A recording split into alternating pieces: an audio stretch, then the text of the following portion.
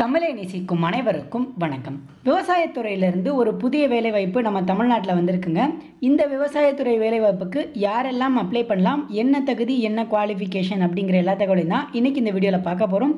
இந்த வீடியோ உங்களுக்கு பிடிச்சிருந்தால் மறக்காமல் லைக் பண்ணுங்கள். இந்த வீடியோ உங்கள் ஃப்ரெண்ட்ஸ் அண்ட் ஃபேமிலி கூடயும் ஷேர் பண்ணுங்கள். ஸோ எங்கேருந்து வந்திருக்கு அப்படின்னு பார்த்தீங்கன்னா, இந்த வேலைவாய்ப்பு வந்து ministry of agricultural and farmers welfare government of இந்தியாவிலிருந்தாங்க வந்திருக்கு.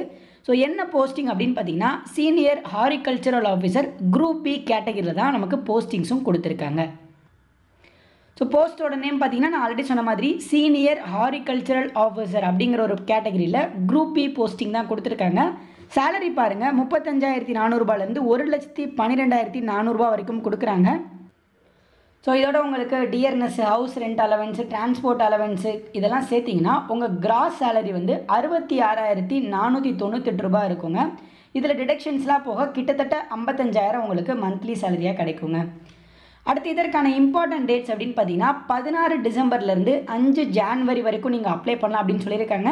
ஸோ இப்போவே நீங்கள் ஆன்லைனில் அப்ளை பண்ணிக்கலாம்.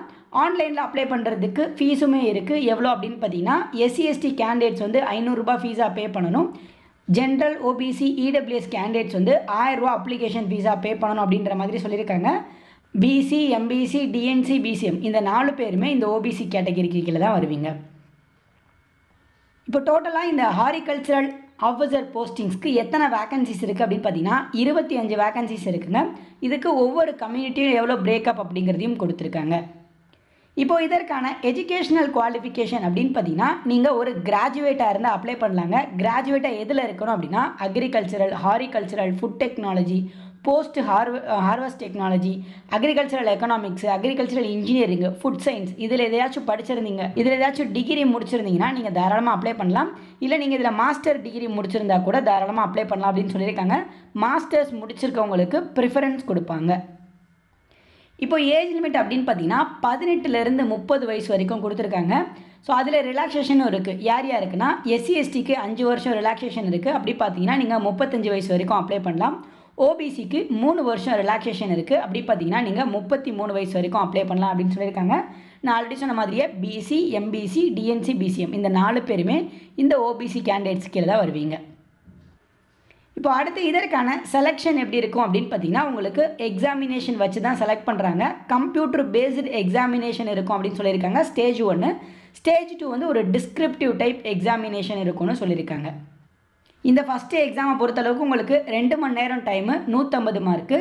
செகண்ட் எக்ஸாமுக்கு 100 மார்க் கொடுக்குறாங்க. டோட்டலாக 250 மார்க்குக்கு தாங்க இந்த எக்ஸாமை நீங்கள் எழுதுறீங்க. ஸோ ஒரு கொஸ்டினுக்கு 1 மார்க் அப்படின்னு சொல்லியிருக்காங்க. இதில் ஒரு முக்கியமான விஷயம் என்னென்னா, நெகட்டிவ் மார்க்கிங் கிடையாதுங்க. ஸோ நீங்கள் தாராளமாக தைரியமாக எக்ஸாம் எழுதலாம். எக்ஸாமுக்கு என்ன மாதிரி கொஸ்டின்ஸ் கேட்பாங்க அப்படிங்கிற சிலபஸ் எல்லாமே கீழே டிஸ்கிரிப்ஷனில் இருக்க PDFயில் கொடுத்துருக்காங்க. இதாங்க அது, நீங்கள் செக் பண்ணி பார்த்துக்கோங்க. இதிலே பார்த்தீங்கன்னா சிலபஸை டீட்டெயிலாக கொடுத்துருக்காங்க. ஒவ்வொன்றிலையும் என்ன மாதிரி கொஸ்டின்ஸ் இருக்கும், எதுலேருந்து கேட்பாங்க அப்படிங்கிறதெல்லாம். ஸோ எல்லாத்தையுமே நீங்கள் ஒரு தடவை செக் பண்ணி பாருங்கள். ஸோ இது தவிர இதுக்கு ஆன்லைனில் அப்ளை பண்ணுற லிங்க்ஸு, மற்ற லிங்க்ஸ் எல்லாமே நான் கீழே டிஸ்கிரிப்ஷனில் கொடுத்துருக்கேங்க. நீங்கள் அந்த லிங்க்கு டச் பண்ணி டேரெக்டாக ஆன்லைனில் அப்ளை பண்ணிக்கோங்க. ஸோ இதை தவிர இதுக்கான general instructions, answer key challenge இந்த மாதிரி எல்லா டீட்டெயில்ஸுமே இந்த PDFலேயே இருக்குங்க. இந்த PDF மறக்காமல் நீங்கள் ஒரு தடவை டவுன்லோட் பண்ணி இதில் இருக்கிற எல்லாத்தையும் ரீட் பண்ணி பார்த்துட்டு அதுக்கப்புறம் அப்ளை பண்ணுங்கள். இதையும் தாண்டி உங்களுக்கு டவுட்ஸ் ஏதாச்சும் வந்துச்சுன்னா மட்டும் நீங்கள் கமெண்ட்டில் கேளுங்க. மற்றும் ஒரு வீடியோவில் உங்களை சந்திக்கிறேன். நன்றி.